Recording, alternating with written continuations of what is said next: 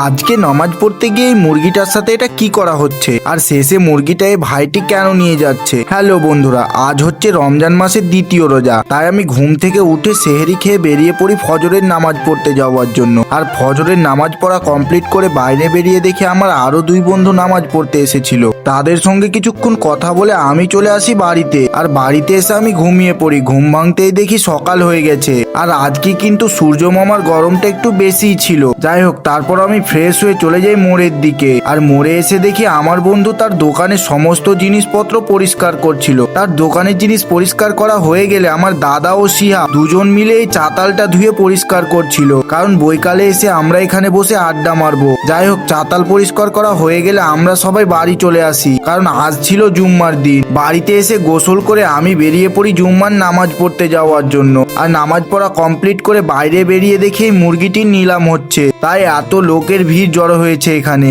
আর নিলামে মুরগিটির দাম লাগে 600 টাকা, আর মুরগিটি এই ভাইটি কেনে। তারপর আমরা সেখান থেকে চলে যাই বাড়ির দিকে। তো আমরা এখন বাড়ি যাই, তোমাদের সাথে দেখা হচ্ছে নেক্সট ভিডিওতে।